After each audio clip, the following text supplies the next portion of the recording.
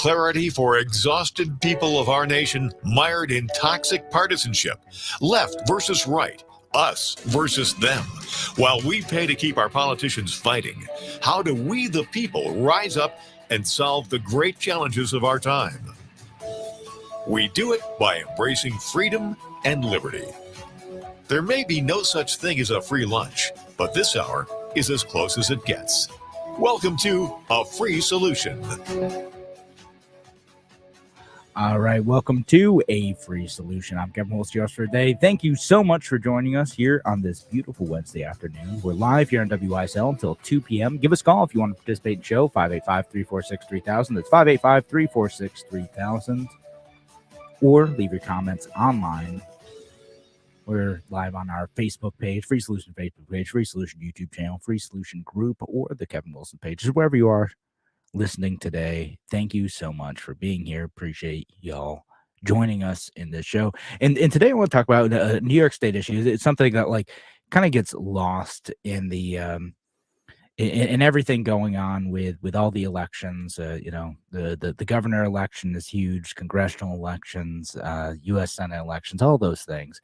We're going to talk about the New York ballot proposal. So that when you go in the vote, if you haven't voted already, early voting, had already been happening. But if you hadn't voted yet, you flip over the ballot and there's a question there, and it's just a yes or no question.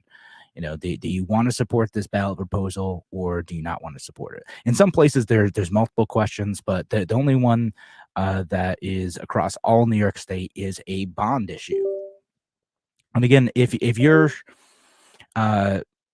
if you're unfamiliar with what a bond really is it's essentially debt, right? Like when you as a corporation or a nonprofit entity or government issue a bond, you're saying, hey, we're going to put out this thing for people to buy, and we're going to give you some sort of interest rate on it. Right? It's debt.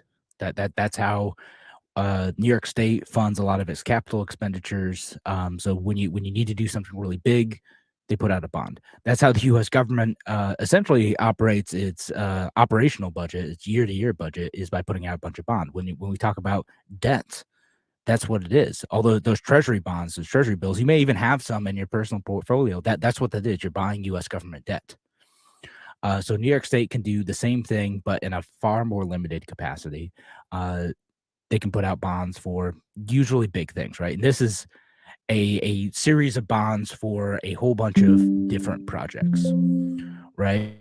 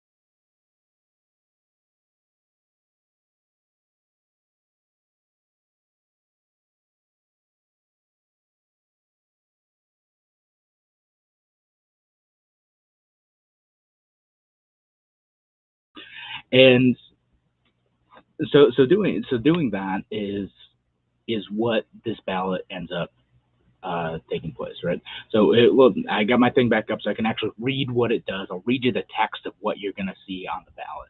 and it's called the Clean Water, Clean Air, and Green Jobs Environmental Bond Act of 2022 to address and combat the impact of climate change and damage to the environment. So they're queuing you up for here's why we're doing this. It's a good thing. The Clean Water, Clean Air, and Green Jobs Environmental Bond Act of 2022 authorizes the sale of state bonds up to $4,200,000,000 to fund environmental protection, natural restoration, resiliency, and clean energy projects. Shall the Environmental Bond Act of 2022 be approved? Yes or no question. Voting yes means yes, the state can issue up to $4.2 billion in debts in order to fund these projects, which have specific categories, although not necessarily specific things. And what's funny about this is actually the last time this was done in the 90s, technically New York State still hasn't spent all of that money either. Like there's still like a few $1 million left unspent from that project. So this was, over 20 years ago now, nearly 20 years ago, and we're still haven't actually spent that money, but it's a fund that they can issue more bonds for to do whatever it is allowed to take place under this thing. So again, if it's environmental conservation, if it's climate change, if it's flood prevention, that's all there. And John Barron on Facebook says, vote no on everything. We can't afford it. Yeah, no, that's I hear you, John. New York State already does have a lot of bonds out there. There's something like $64 billion in bonds that already exist. And John also goes on to say on Facebook that they always give it a nice name and to hide the corruptness that's attached to it. Yeah, 100%. Again, they do this with everything, right? Like just like the Inflation Reduction Act at the federal level. Like, no, why wouldn't you support this? It's the Inflation Reduction Act. It's going to reduce inflation by spending a bunch more money. No, that's not what it does. Just because they name it something nice, that's not what it does.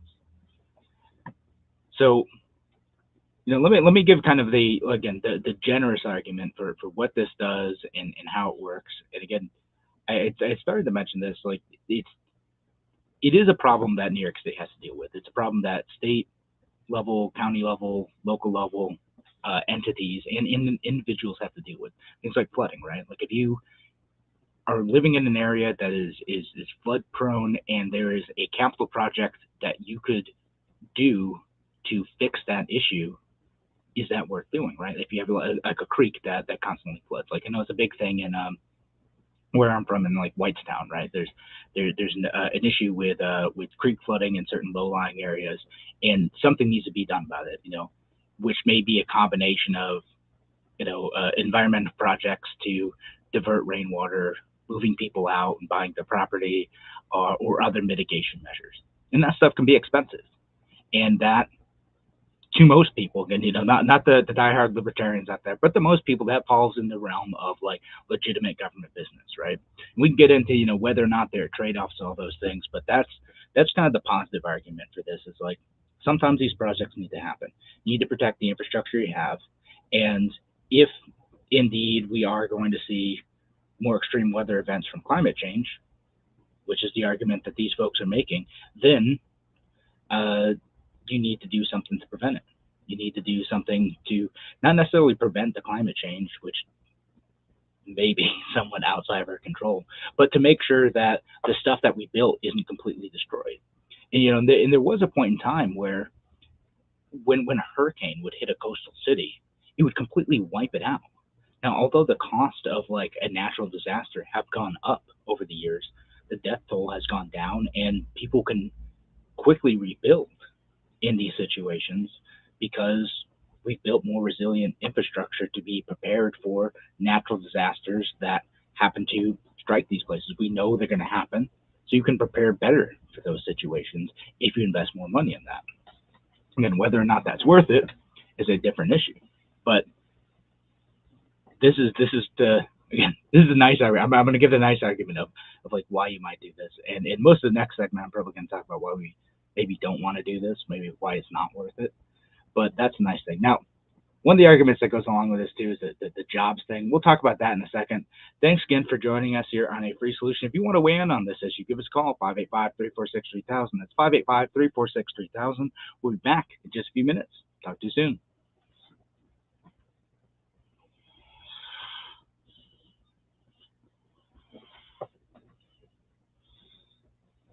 Yeah, a little bit. I just pull up my notes and stuff again. So mad about it. We've gotten a few people listening too. So,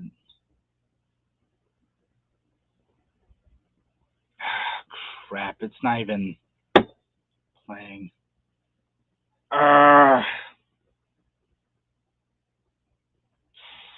That's so annoying.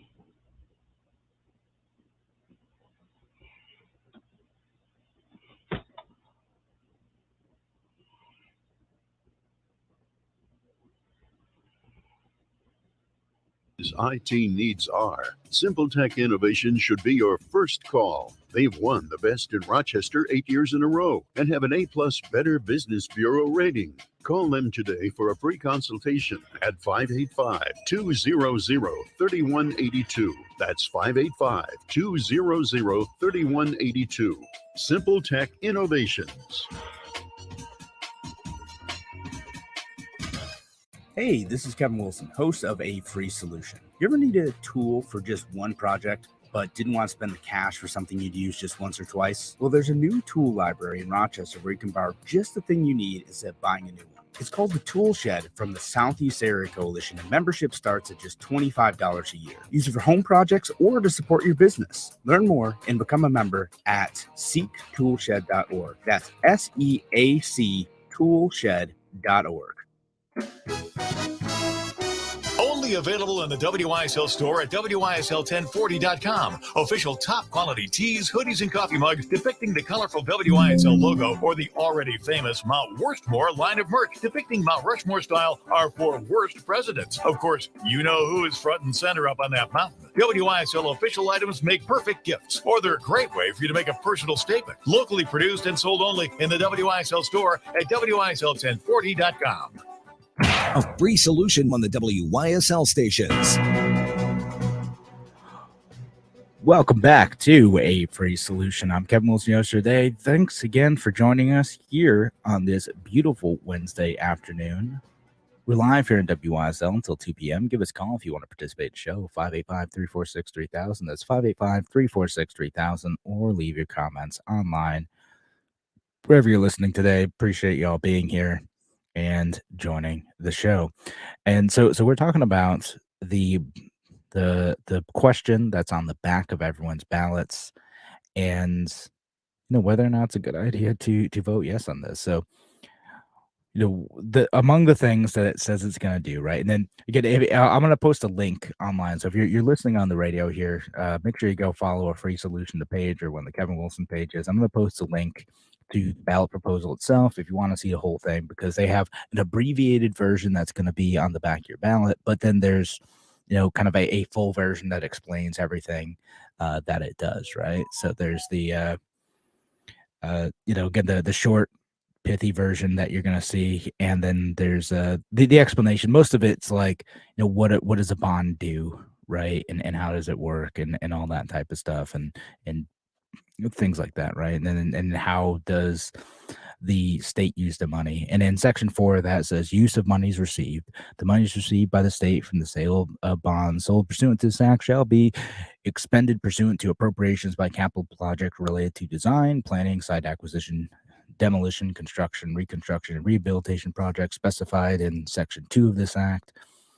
And so what they specify, like, how this should be broken out too. So it should be environmental improvements that preserve, enhance, and restore New York's natural resources, reduce the impact of climate change by funding capital projects for restoration and flood risk reduction, not less than $1.1 billion. So 1.1 billion is just for restoration and flood risk reduction. Open space, land conservation and recreation, up to $650 million. And so, I mean, that would be like state park systems, things like that, plus other like state initiated for the most part, or state partnered, like land conservation efforts, right? So 650 million just for that. Climate change mitigation, whatever that means, up to $1,500,000,000. Again, that one's a little bit more vague to me, like whatever that means. Again, that could be hardening of infrastructure against the belief that we're going to get more extreme weather events in the future, and water quality improvement and resilient infrastructure, not less than $650 million, right? And so with that one, again, it is a thing that like needs to happen, right? There are a lot of places in New York where the water infrastructure that was built a long, long time ago is deteriorating. It's a thing that needs to happen. And again, when you get back to like some of the issues like climate change mitigation, like one of the projects that's proposed as part of that is like electrifying the school bus fleet, right? They're gonna buy a bunch of electric buses. Well, I'm like, okay, cool. I guess, are we prepared for that? Is that realistic? Is it cost effective? Are we going to be able to do that within the budgets allowed? Is that the best use of New York State funding? Well, those are tough questions. Again, what we're doing is we're just handing this over to New York State, and yes, go and do these things. And we trust that these are going to be used both for their intended purposes and it's going to be spent wisely. And we're going to take out not only this money, but also perhaps pay interest on it too. Because again, this isn't the only debt that New York State has. It actually has $67 billion in outstanding debt. So that's quite a bit. And again, it's not U.S. government level, but the New York State does not by itself have the ability to take out debt in the same way that New York State does. And as I mentioned in the previous segment, I have the stat in front of me now. The last time we did this was in 1996. It was, again, just shy of $2 billion back in 1996. So just think that plus inflation, right? There's $82 million left over from bonds that they took out and $100 million in borrowing that they could still take out. So they haven't taken out that 100 million, but they could still take out $100 million from that amount passed in 1996. And so these two things combined are kind of where my skepticism comes in, right? It's is this money going to be used wisely? Do we need to use it in this way? And in this time of rising interest rates where people are more likely to demand higher interest for the bonds that are being issued, is this a good thing? Like economists and kind of government officials would make the argument, a year or two ago, right? That, well, why wouldn't we take out debt right now? It's so cheap to borrow money. The interest rates are so low that it makes sense to borrow more to invest in whatever projects we need because essentially you're borrowing at the rate of inflation, 2-3%, whatever, right? Now, maybe not. Things are a little bit more up in the air. People who are buying these things are unsure. And again, I don't know what rates New York State fixes for these things, but they have to have a competitive rate. Otherwise, it doesn't matter how safe it is. People aren't going to invest in these things. And again, it's just a matter of like, is this going to protect us sufficiently enough to prevent future costs, right? Like I talked about like the flood mitigation things, and then I threw out a specific example of that, right? Like if the state or towns and counties or whoever are on the hook for infrastructure damage to because of, again, floods or snowstorms or hurricanes or whatever, then this might be a good investment. Again, you invest in all this stuff so that when something does happen, you don't have to then pay to repair those things when a disaster happens. Okay, cool. Again, I can grok that. That makes sense to me. Most of the time, I think that should be done on the town level rather than just a state level with a lot of unspecified projects, but I can at least get that. Again, is the state going to do this wisely? Is it spending its environmental money that we've already allocated to it wisely now? I don't know. I don't think that it is.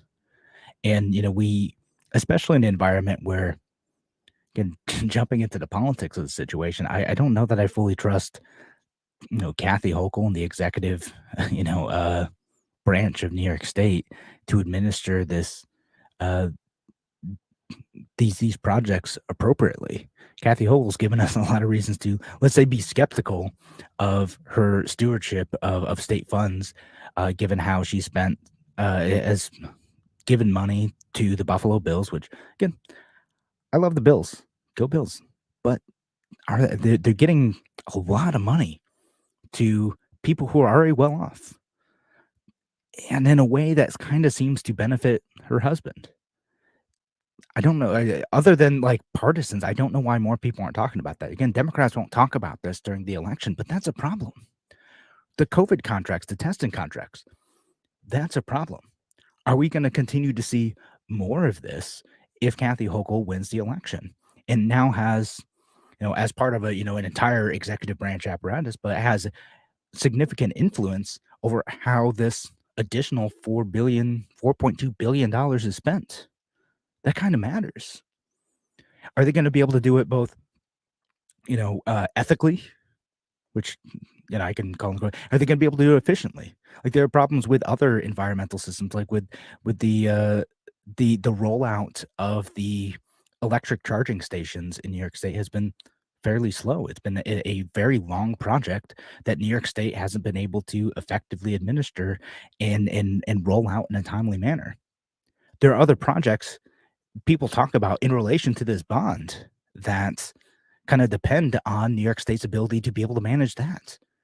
If we don't have sufficient electric grid infrastructure and charging stations and in other pieces in place, are we going to be able to effectively run electric buses across New York State, like for school children all across New York State? Does that make sense? I don't know that it does. John on Facebook says, what's the agenda the state has with electric companies? Someone has to pay for power related to charge all these vehicles. Yeah, that's another point. And part of this is like, it's supposed to be investment in additional like solar and wind. And, no one's talking about nuclear, unfortunately, on the progressive side, on the Democratic side here, but that's something that also should be part of this. Again, I'm not totally against some level of capital expenditure to improve infrastructure in New York State. It just has to be sensible. I'd rather it not come from the government, but I can get why people would make that argument. I get why, if you accept certain premises about what the legitimate role of government is, then we'd want to take out a loan to invest in this, right? Why the state might say, well, we're going to take out a loan to invest in these technologies to spur development so we have an adequate power grid because private capital isn't able to move on its own, in part because of New York State regulations, mind you. But again, if we just accept the premise of like their own arguments and follow the logic of the arguments of the people running the show here, does it even make sense within that context? Good. Are they able to pull it off? Are they able to do it effectively? Are they able to do it without the grift? They've given me a lot of reason to doubt. It gives me a lot of reason to say, maybe not. Maybe taking on this debt isn't worth it. And by the way, the whole jobs thing too, like Democrats, Republicans, they're always doing this, like, we're gonna, we're gonna do this and we're gonna create jobs. Everyone's always promising jobs. All the time promising jobs. We talked about this on Monday's show with the Micron thing, but it's everywhere, right? Like everything, like, we're going to create jobs with this. Okay. How many hundreds of jobs end up getting created out of this $4.2 billion? I'm saying hundreds because like that's what it always feels like, right? Like, we're going to create a handful of like positions. We're going to give these away to like politically connected companies and we're going to spend a whole bunch of like tens of thousands or millions of dollars for each job that ends up actually coming out of this. And in the end, is New York State going to be ahead? Was it worth the investment? Would it have been better if we just didn't take on the debt and or let New York State residents keep their own money so that they could invest in building their own future? Kind of seems like that's the case. All right, thanks again for joining us here on A Free Solution. If you want to weigh in on this issue or anything else, going to be on your ballot this November. Give us a call, 585-346-3000. That's 585-346-3000. We're going to be back in just a few minutes. Talk to you soon.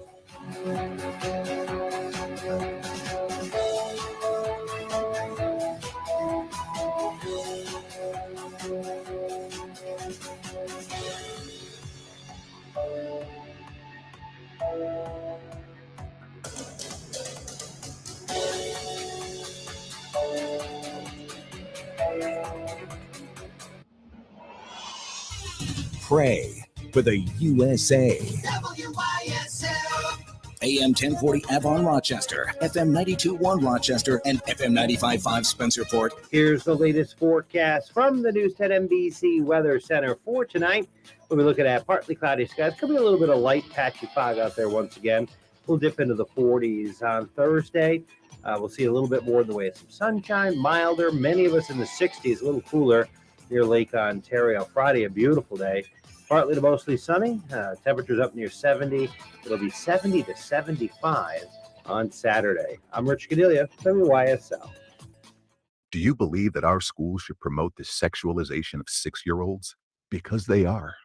Should schools prioritize topics like CRT, gender identity, pronouns, and sex ed over core academics like reading, science, math, and critical thinking skills?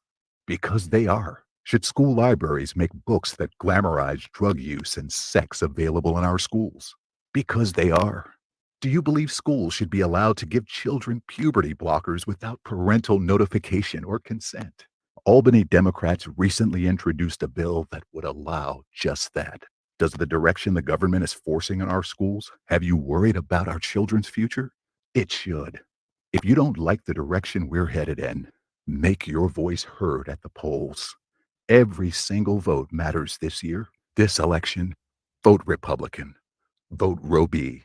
Change begins on November 8th. Paid for by Common Sense New York. Prices reduced on all outdoor furniture at Springwater Amish Workshop. You'll find a nice selection made from your choice of wood, poly, or hickory, all the highest quality. Outdoor furniture needs to be able to withstand the elements and retain its beauty. These pieces are American-made, crafted by traditional Amish builders with beauty and function in mind. You rarely find these items on sale, but they are right now and for a limited time at Springwater Amish Workshop. Looking for more storage space? Who isn't? Springwater Amish Workshop offers at fall sale prices a variety of quality built storage sheds. Take advantage of their rent-to-own option with no credit check or get no money down with 3% discount if you pay by check. These buildings are built with premium lumber and carry a 50-year limited warranty. Other products include gazebos, chicken coops, lighthouses, windmills, and wishing wells. It's a beautiful drive to Springwater, so come see for yourself these outstanding Amish-built products. Springwater Amish Workshop, Mill Street, Route 15 in Springwater. Open weekdays 9 to 5, Saturday 9 to 3. Your business relies on computers and technology to operate. Slow, unreliable networks and servers can cause unplanned downtime and affect your bottom line. The experts at Simple Tech Innovations are here to help. Their preventative maintenance program ensures that your computers and network are kept up to date and monitored for any issues, keeping your business running smoothly. They also help clients achieve HIPAA, PCI, and New York State cybersecurity compliance to keep your network safe and secure. Whatever your business IT needs are, Simple Tech Innovations should be your first call. They've won the Best in Rochester 8 years in a row and have an A+ Better Business Bureau rating. Call them today for a free consultation at 585-200-3182. That's 585-200-3182. Simple Tech Innovations. Exciting news. The all-new Victor Chrysler Dodge Jeep Ram is now open at their beautiful new location, 6484 Route 96. Shop grand opening badges like the 2022 Ram 1500 Classic Warlock Quad Cab 4x4 pickup in diamond black crystal pearl coat, just $369 a month for 39 months. Plus, Conquest to returning lessee. The 22 Jeep Compass Latitude 4x4 is just $299 a month for 36 months wearing billet silver metallic clear coat. Must have conquest to be returning lessee. Or the 2022 Jeep Renegade Sport Utility, only $289 a month for 36 months in Alpine White clear coat. Must be conquest to returning lessee. $2,500 cash or trade. First payment, DMV, taxes and fees due at signing. Other conditions may apply. See dealer for details. There's a great selection of the best used vehicles too. Come check us out. We're here to fully serve Chrysler, Dodge, Jeep, and Ram customers in Victor, Canandaigua, Macedon, Fairport, and Finger Lakes. Stop by their brand new showroom and say hello. Victor Chrysler Dodge Jeep Ram, now 6484 Route 96, just east of Victor. If you are dealing with chronic pain, Dr. Chirag Patel is now available in the Southern Tier. Serving Noyes, Jones, and St. James hospitals, Dr. Patel is an experienced pain management specialist. He offers steroid injections and many other procedures and has a special interest in the lumbar and cervical spine. Don't let chronic pain impact your quality of life. Ask your doctor for a referral or call 585-243-0150. A free solution on the WYSL stations. Welcome back to A Free Solution. I'm Kevin Wilson, your host for today. Thank you so much for joining us here on WYSL on this beautiful Wednesday afternoon. We're live until 2 p.m. Give us a call if you want to participate in the show, 585-346-3000. That's 585-346-3000. Or leave your comments online. Free Solution Facebook page, Free Solution YouTube channel, Free Solution group, Kevin Wilson pages, wherever you're listening today. Appreciate y'all being here, and shout out to folks we have listening online. Shelly on YouTube. Hi, Shelly. Thanks for joining us. And John on Facebook, who commented to say, they, New York State, can create jobs by helping small local businesses to start up or expand. This is a real solution to new jobs. Yeah. And just, again, allowing the environment for those small businesses to thrive. Like, we can do that. It's just a matter of stepping back and being brave enough to let liberty work. But you don't get as much credit if you do that, right? And that's the important thing, right? That politicians get credit for what all of us do so they can keep getting reelected. That's what really matters, isn't it? All right. Well, anyway, enough sarcasm. Back to talking about the environmental. A couple other issues I want to hit with this too. Again, this is the ballot initiative. That's you flip over the ballot. It's a yes or no question. Do you want to take on $4.2 billion in debt or no? Right? Do you support these projects? Again, some of the stuff is like worthwhile, and I get it. I understand why people might want to do it. Again, what level does it take place at? What accountability is there? And is it wise to spend on these projects at these times? Is a tough part. Again, it's kind of tough part you get with not just these ballot initiatives, but kind of legislation generally when our representatives are voting on stuff. Sometimes there's individual good pieces in those legislation, and you're like, yeah, maybe that's worth it, but like this other chunk of it really isn't. It's a tough decision for folks, and I get that, and we're kind of asked to do something similar here. Is maybe some of this stuff sort of makes sense, right? And then one of those things too, I saw is improving like ventilation infrastructure for schools, right? Like that's part of it, right? Well, the weird part is, right, is that New York State got a whole bunch of money from the federal government. That was part of like some of those massive like COVID packages that took place to improve ventilation. This is a good thing, right? It's not a bad thing to do that. Like a lot of schools do need those upgrades. They probably aren't going to be able to do them themselves, even if they levy a big tax on the people of their district. The big capital expenditure is probably not going to happen. It's going to end up happening through grants, right? So it's a good thing. Keeps kids healthier. Makes it more likely that kids will stay healthy throughout the year. And they're still going to catch colds. It's still going to be their thing. Like it's just what happens, right? Like you get sick in school. But if you have air circulating through there quicker and you have systems to clean the air more effectively, you're just a little bit less likely to get sick. That's a great thing. This part of that, if assuming that gets included in the expenditures of what ends up happening here, that would match with federal government funds. Not a bad thing. Again, you got to separate out like that. I get the infrastructure protection from flood management. I kind of get, right? Again, these are things that we've decided county local governments need to do things like protect roads and bridges. Someone's going to have to pay for that to serve the citizens of those areas. Do you make the investment to make them more resilient to disaster, flooding, etc.? Yeah, maybe. But then again, there are other parts of this too that just make this needlessly more expensive. And I'll share an article from the Empire Center talking about this too. Is certain aspects of this, like the I know it's gonna rub some folks the wrong way, but the Buy American aspect of it, right?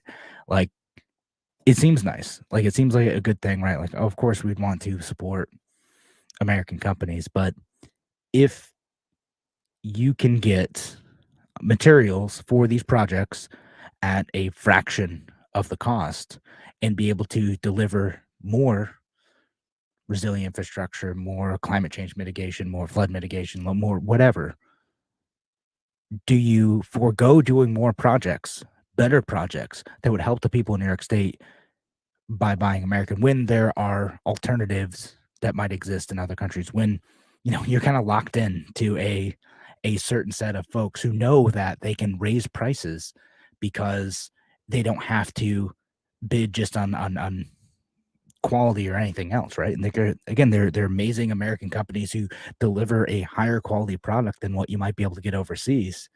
If you're giving them an unnatural advantage by requiring people to buy American made goods, you're going to drive up the cost. You're going to deliver less improvements, fewer improvements for the same amount of money. We're going to spend more money to get less out of it.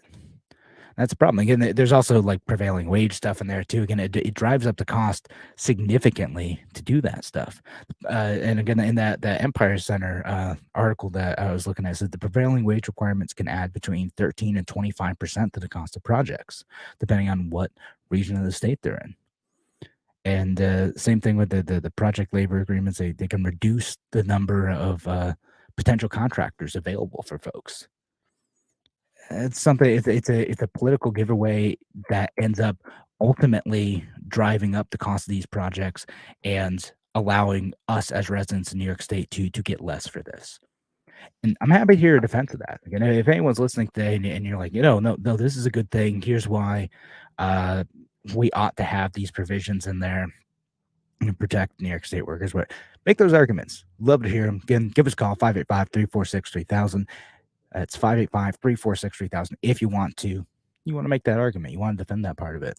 But again, to me, with New York State having these policies, it puts us in a bad position, and people should be able to compete on a level playing field for this stuff, including foreign companies. Again, stuff is stuff to me. If you as an American company want to get those contracts, deliver high quality stuff at a good price. Like, do better. Don't expect the government to intervene on your behalf so that you can make more money. I think what makes America great is that we have historically delivered the best stuff for some of the best prices, and we should continue to strive for that greatness, not ask the government to step in to help. And Tim O'Connor asked, did the scaffold law get mentioned? No, it hasn't. I mean, that's a constant issue in New York State. I haven't mentioned it here, but that's part of the kind of whole plethora of regulations that make things difficult to do and build in New York State. And yeah, I mean, it's again that's part of setting the whole environment like that. That goes beyond just this project, but it probably does, or it certainly does, drive up the costs for any of the projects that would be completed through this bond, but also just generally make stuff more expensive in New York State. And I don't know, it's not that I've totally given up on like that changing. There's always like the conservative stalwarts are like very adamant about changing that thing, and maybe one day something will get moved on that, but it's gonna be tough. And Tim goes on to say on Facebook, he says, here's the argument. Politicians are overpaid, therefore we should be as inefficient as possible on behalf of New York State workers. I mean, getting kind of, yeah, like again, it's just a matter of like, if we want to be if we want to assume nefariousness about it, which I don't necessarily assume, but if we want to assume nefarious about it, it's about like, well, if you write contracts in a way that specific set groups of people will benefit, they will donate to politicians, and therefore they can use those donations to stay in power. If I want to be generous about it, I could say, well, they're just trying to make sure that money and jobs stay in New York State. If we're going to be spending money as New York, as a state, they're going to extract money from us or issue debt that they will then later extract from us. The least they can do is make sure that it stays here. But again, that's you're losing some advantage in doing that. And the better thing to do isn't to enable rent seeking, it's to set the environment where New York State companies can thrive and where we wouldn't want to go anywhere else for that stuff, because we would know that like those companies are set up for success and that they're going to deliver a good, well-priced, excellent quality product for whatever we're doing, right? And if they can't, then that is what it is, right? If it has to come from somewhere else, another state or another country, what's the end goal here? Is the end goal to provide jobs, to redistribute mine and your money to some other worker? Or is the end goal to deliver infrastructure, to deliver protection, to deliver whatever thing that this bond says it's going to deliver? All right. Good. If anyone else has any thoughts on this, I might move on to another topic for the last segment. Might talk about some leaks that came out of the Department of Homeland Security and social media companies, all that stuff. But if you do want to weigh in, give us a call on 585-346-3000. That's 585-346-3000. We're going to be back in just a few minutes. Talk to you soon.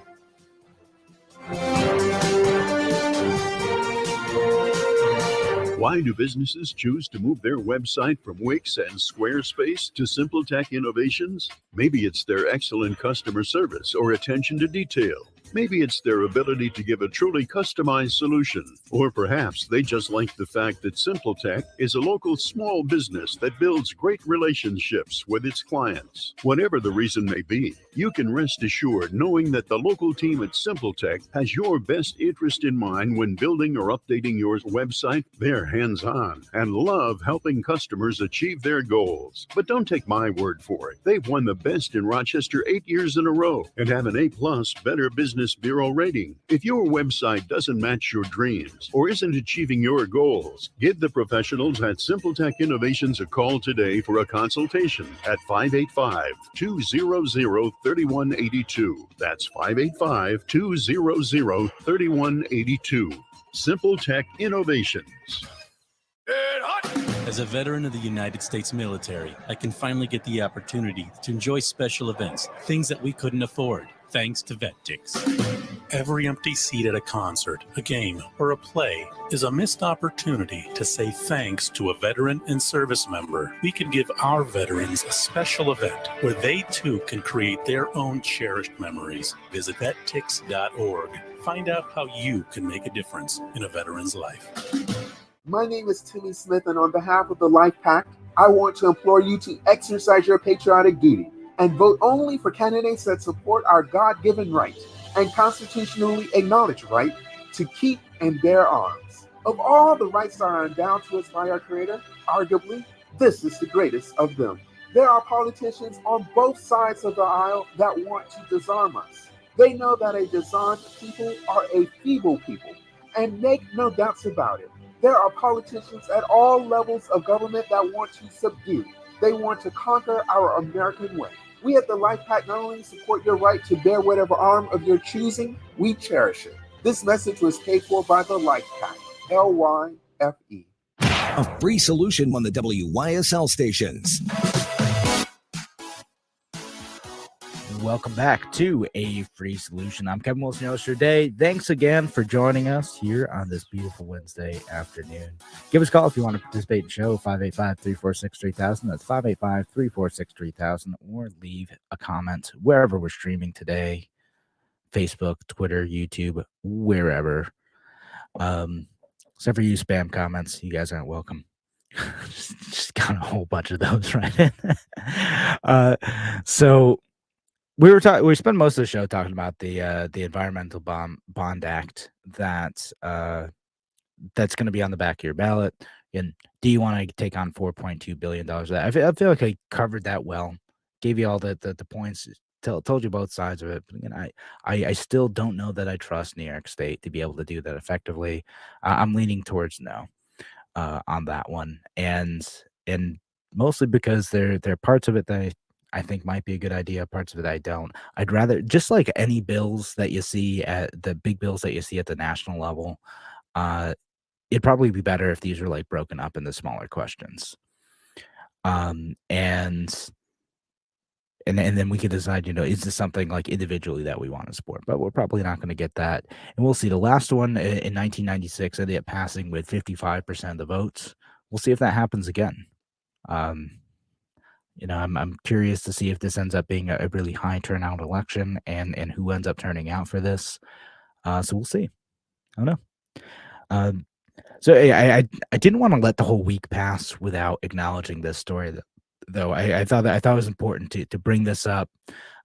It's the leaked documents from the FBI, Department of Homeland Security, about their attempt to influence disinformation. Again, this kind of ties in with, like, we talked about this a few months ago, where the Disinformation Governance Board, right? Like they, the kind of national security apparatus of the United States wanted to make this board to make sure that they could narrow in on disinformation that could be floating around the internet and find ways to attack it and shut it down and suppress it, right? And that because it was so dystopian sounding, both in terms of its actual mission and its description and everything else, it got shut down, right? But prior to this, during the 2020 election, and then even prior to that, they were busy trying to influence content on social media. They were busy trying to influence things like, information about COVID-19, the vaccine information, racial justice stuff, the U.S. withdrawal from Afghanistan, the nature of U.S. support for Ukraine. They ended up weighing in on there was some, as it turns out, government involvement with the Hunter Biden laptop story. Turns out, yeah, again, these government agencies end up kind of pressuring the social media companies to crack down on this information. In fact, they gave these government agencies a special portal to report information so that they could rat on folks. And again, there's some, like, wild ones cited here, like a Twitter account that was marked as like a parody account and had 60 followers that they flagged as like trying to impersonate like a government agency. Again, you want some way for the government to say, hey, here's this entity, right? Here's this like Twitter account, here's this Facebook account that people might actually think is a legit government agency trying to hand out information, right? And that could be really bad at, in the face of a disaster or something, right? Like, you don't want like a fake FEMA agency that people are following, thinking that they're going to get like disaster relief somewhere, and turns out to not be real, or it's a scam or something, right? That type of stuff, yeah, you don't want that. And there should be a way to report it, but they could probably do that through the same reporting systems that we have now. There's already ways to do that. There's already folks reviewing those things. Interestingly enough, like, that's supposed to kind of be the whole point of like the verification system on Twitter, right? Like, there's all this news coming out about like how Elon Musk is going to sell those verification badges now. It's going to be $8 a month or whatever. The whole point of what that system was supposed to be was that if you have the little blue check, then Twitter has in some way confirmed that the person who owns that account is the person that they claim to be, right? So like, I have one of those checks on my name on Twitter, right? And the reason why I have one of those checks by my name is because I was a federal candidate for office back in 2020. So Twitter, I I didn't really end up having to do much with this, but Twitter confirmed that I am the actual holder of the accounts for the same Kevin Wilson that is running for federal office or was running as a libertarian candidate for U.S. Congress for the U.S. House of Representatives back in 2020. So that's why they gave me the check. That was supposed to be the whole point of that thing. So you can the market has already developed. These companies have already developed ways of like confirming that information. And what's wild to me is the company's like kind of capitulation in this, right? Like it sort of tells you either they feared government reprisal, government regulation, or they just accepted the priors, gave into some of the fear around this stuff. Because this was and Steve Becker on Facebook says, Kevin is real, not a bot. Thank you, Steve. That your confidence means a lot to me. So they again, these companies kind of gave into this either because they kind of accepted like, hey, this is the narrative that like we have around this information around Hunter Biden, and any alternative to that which might be information ought to be suppressed because it's some sort of outside attempt to muddy the truth and to drive people to an undesirable action, right? And that's what we saw with like the Hunter Biden laptop story. Is we've got to shut this down because obviously these folks are spreading misinformation to try to influence the election. We can't have that. There is some folks trying to do that. There's several governments that tried to jump in and do stuff. Like the Democrats weren't totally wrong that the Russians were trying to do propaganda in the 2016 election. They were hilariously bad at it, but they did try to spread a bunch of nonsense and didn't really get much traction.